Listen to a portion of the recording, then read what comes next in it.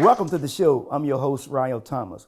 We have several topics to go over tonight, but we want to first start off with genetics. We are the present conclusion of everything before us. And I'm talking about ancestry. That's what I'm here to talk about today. 9 times out of 10, the average person can only go back maybe to their great-grandparents, their great-great-grandparents. But what happens after that?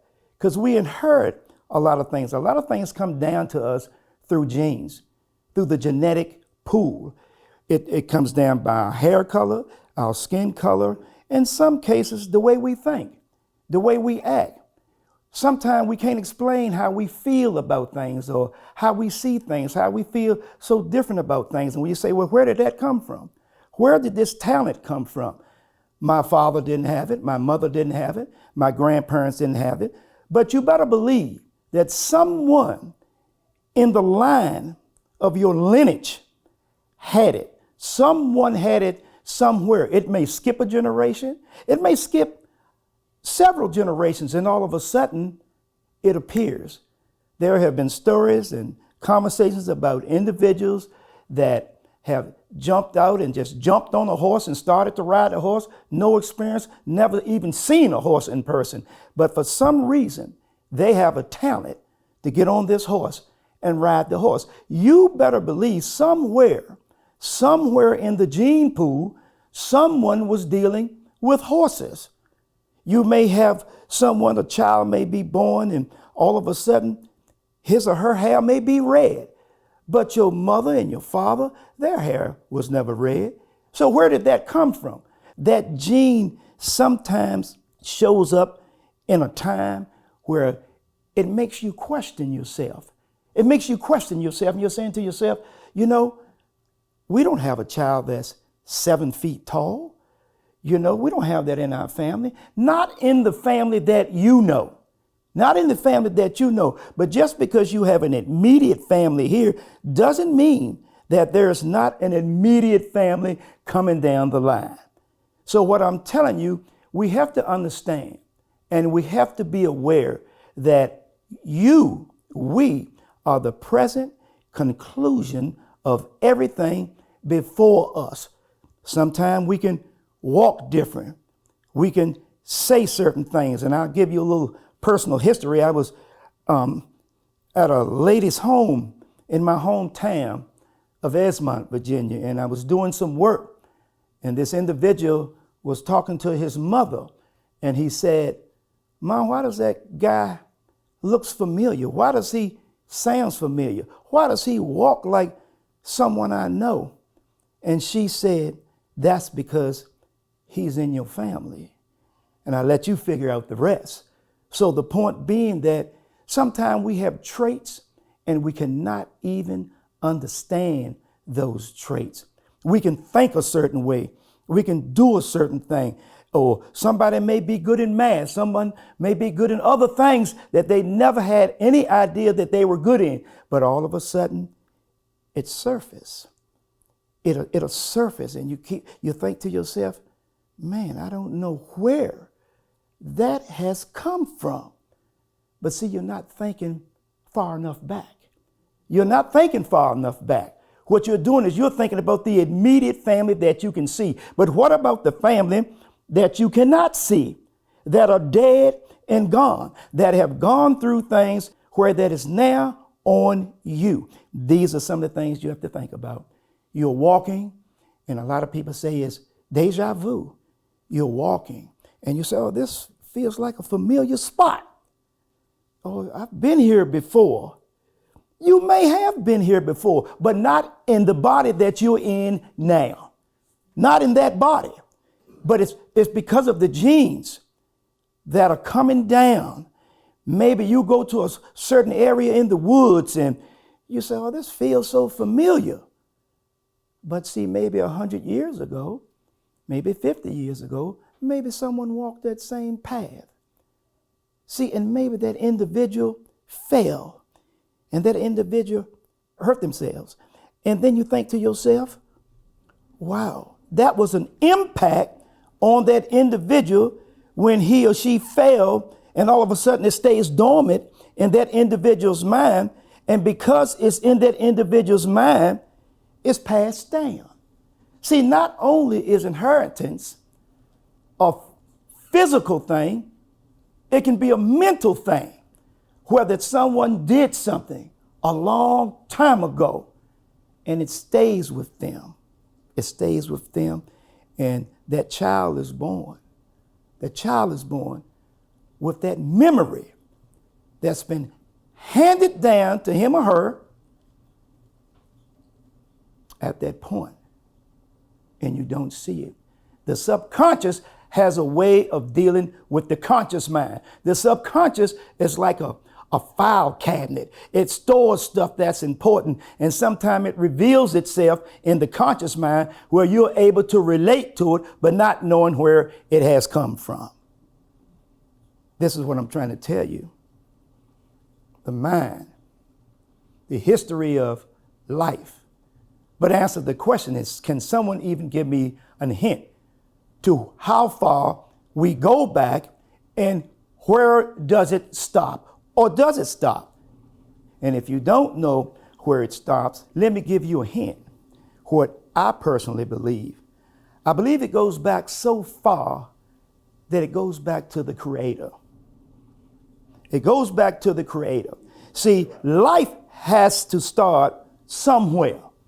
And so it just doesn't pop up and there it is. Something has to develop it. Something has to introduce it to something in order for it to generate life. And so you don't know where it goes other than looking at the Creator. That's the only way we can put it and understand it. Because if we go any further, we'll go into the darkness. And if we go into the darkness, we're blind and we cannot see. Now I'm going to move on in with removing the layers. I'm going to move on into that. See, when we are born, we are pure. We are pure. Nothing has contaminated us. Nothing has contaminated us. And I tell this story because I don't know if you guys out here know that I used to strip and refinish furniture. And it would be layers of paint on a piece of furniture. Layers. And I would look at it and say to myself, well, who in the world would paint a piece of furniture this color? Who would do such a thing? And as I started to remove the layers, I started to see beauty. I started to see the beautiful wood that was underneath the layers. So you must ask yourself this: how many layers have been put on us? How many layers? Do you even know who you are?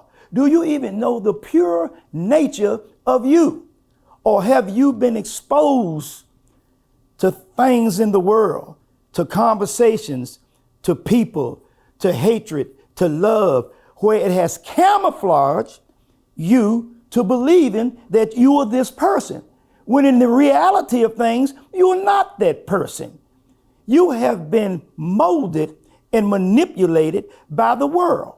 So you don't know how to show so much about true love, because true love is in the pureness of life.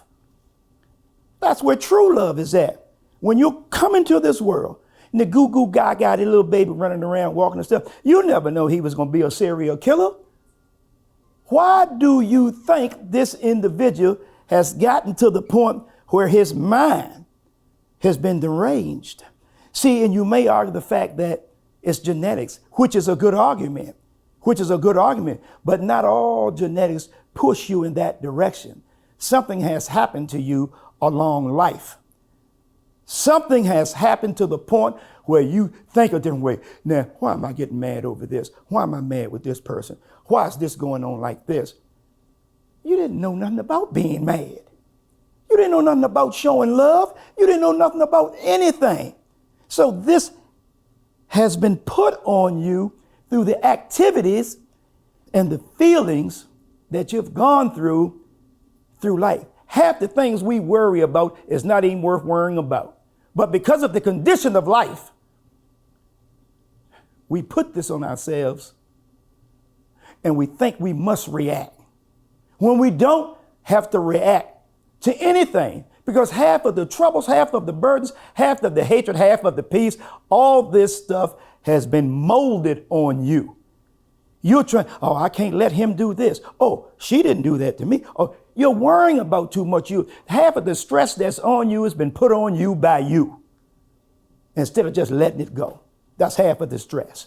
It's been put on you by you because the way you handle it, the way you look at it, the way you deal with it, that's what's getting because you feel like you have to win. You're already winning because you're alive and you don't even know it. You're already winning. You're already winning because you're getting up every morning breathing. You're already winning when you're waking up lying beside someone who say they love you. You're already winning. I don't understand it. So some of these things we need to walk through life and just let go. Just let go. Don't even worry about it because you are shorting your own life. Because see, happiness releases certain positive chemicals in the internal part of your body. See, happiness, it brings about longevity.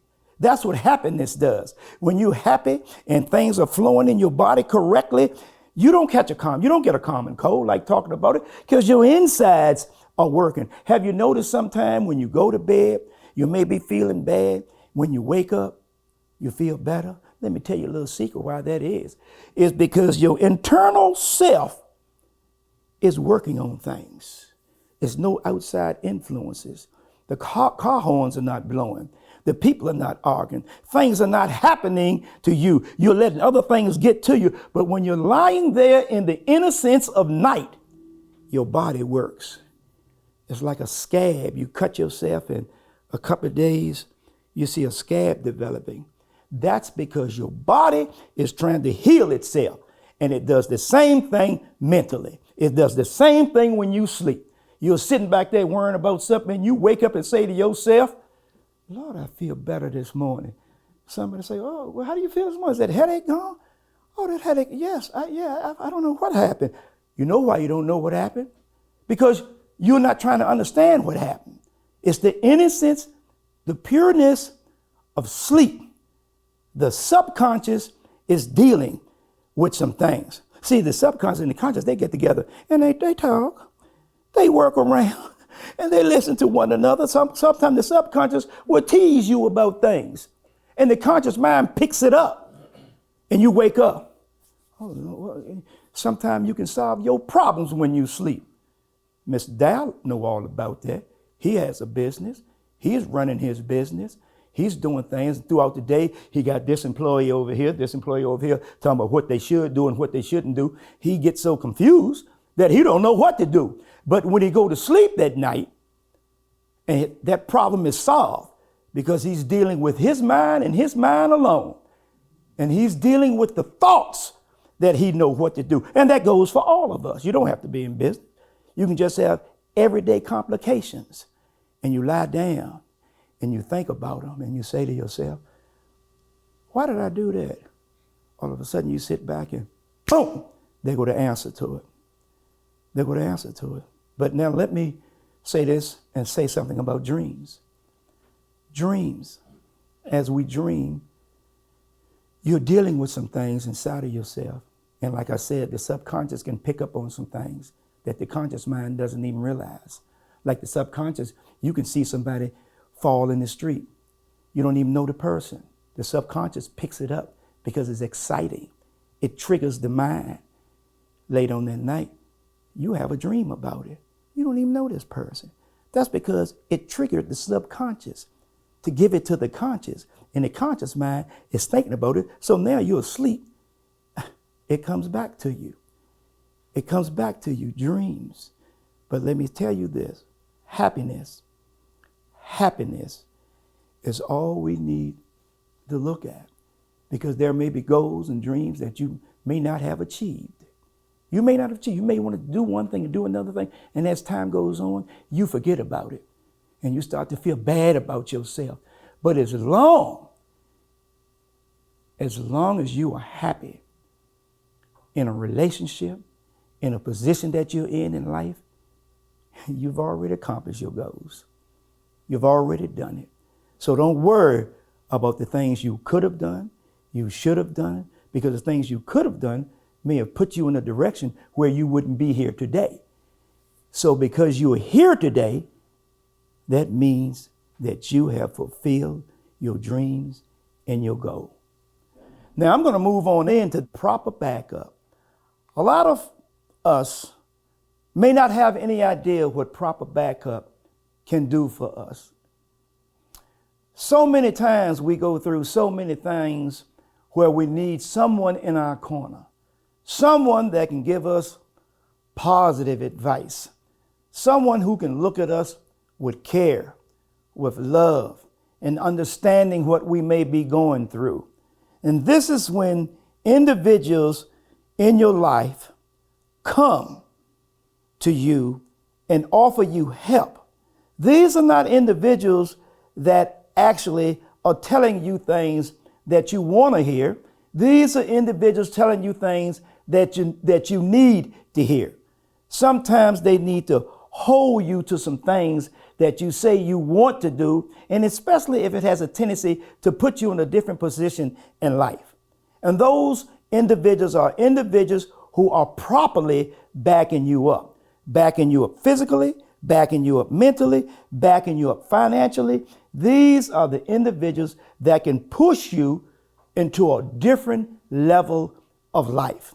It's important when you go home and you with your significant other, male or female, black or white, when you can sit down and talk to them about your problems and they listen to you and they give you solid advice on what they think you should do based on the love that they have for you.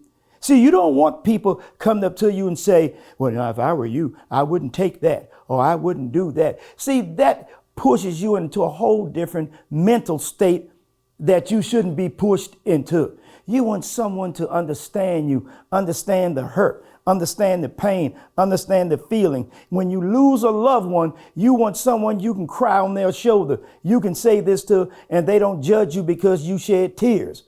You don't want that person judging you in a negative way. You want that person listening to you and giving you solid, sound advice. And when they give you that solid, sound advice, it reaches you.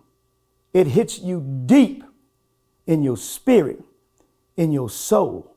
That's when you know that you have proper backup. Someone who cares. Again, someone telling you something that you need to hear, not something that you want to hear. See, something that you want to hear may sound good. It may make you feel good. It may make you think, oh, that's a real friend of mine. That's not a friend.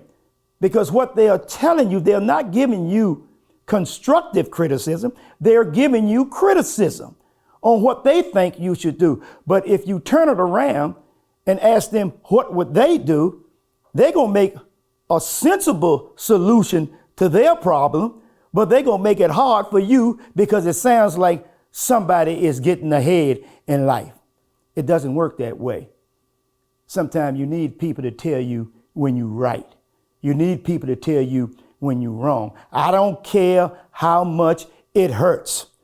When you tell someone that they are wrong, do not spare their feelings because you think you're going to lose a friend. Don't do that. Do not spare their feelings. You say exactly what's on your mind. And if they do not speak to you for a day, for a week, for a month, at least the following month, they are still alive. They've gotten over it.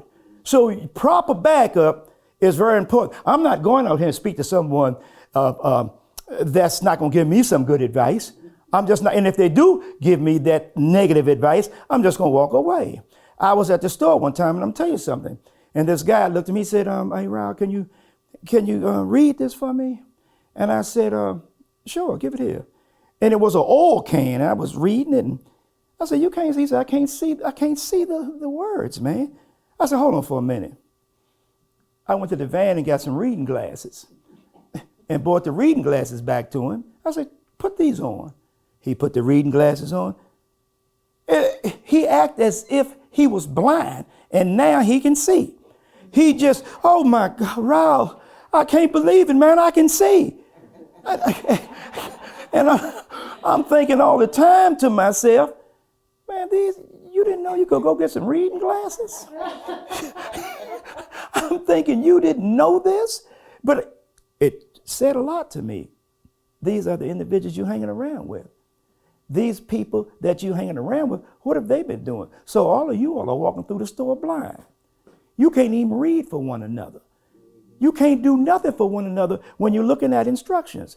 Because if you don't have any reading glasses, I know these other 3 or 4 people don't have reading glasses. So you got the blind leading the blind. So what I'm trying to tell you is this. You need people in your lives that properly back you up. That's what you need. People in your lives that can tell you when you're wrong and do not hold things against them when they tell you that you were wrong. Because in the reality of things, now this is going to be a shocker. You already know you're wrong. You already know you're wrong. When you're doing something out of the ordinary and you're trying to justify it and make yourself feel good, that's nothing but self-satisfaction that's going to push you further into another wrongful activity. That's what it does. So you know you're wrong. You know when you shoot the dog with the BB rifle, you're wrong. Because the dog done hollered and screamed and ran across the street, you justify it. You justify, say, oh, you see the way that dog ran? You heard the noise the dog made? You find in all these self-gratifying feelings to justify the wrong when you know you are wrong. You need proper backup in your life. That's what you need. Does anybody have any questions? Yes. What is love? Now that's a very, very, very questionable question, because love to one may be not love for another. So if you're looking at love, I think love, in my personal opinion, is a frame of mind, peace within yourself. And when you have peace within yourself and you share that peace with someone else, that's a representation of love. Because if you love you and you share your love to someone else, that's love to me. True love. That's true love. That's exactly right. Yeah. How much would you say we are a product of nature versus nurture? Good question. I think everything is a product of nature. I think everything is a product of nature, because if you look around, we're just a piece of it. We're just a piece of it. We just happen to be, I would say, and I don't even know if I can say more intelligent. I don't know if I can say that, because animals still feel and see things that we no longer feel and see due to the technology that's here today. You know, we don't have that. So that nature that lies within the animals, it still lies in us as well. So a lot of that is nature in us. How many layers would you consider for a good person and a bad person? How many layers? Well, it all depends on what they have been exposed to, you know, and not every layer is a bad layer. You know, not every layer is a bad layer. I may have made this seem as if I was coming across looking at bad layers, but there are also good layers, because good layers are when people come into your lives and they are sitting around helping you, showing you love, showing you compassion. And you may come from a dysfunctional family, but now you run across someone who understands where you have come from. And all of a sudden, they start to show you love. They start to show you this. So it doesn't take a whole lot to understand the true meaning of the layers that you have on you. But what one needs to do is this, is identify them. Identify that I'm making a decision based on what I have learned, based on what I have experienced. And that experience that I have experienced wasn't a good experience. So I need to remove it. I need to remove it. So sometimes people can have 2 or 3 layers. Sometimes people can have 10 layers on them.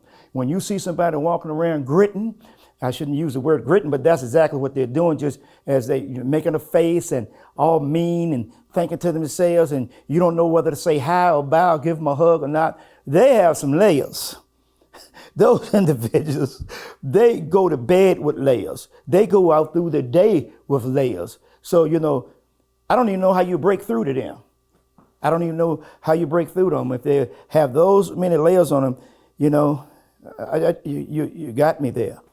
First thing, like G.I. Joe said, knowing is half the battle. That's right. You have to know that you have these issues, and you have to know that you have to do something about them. To make justifications for the issues that you have that's lying on you, you're just putting another layer on it.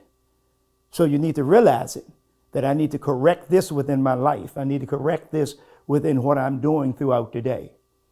So layers can be, it can be a lot of layers or not as many layers, few layers. That's it. I want to close now, and I just want you all to remember that we need people in our lives that offer proper backup to us all. Thank you very much.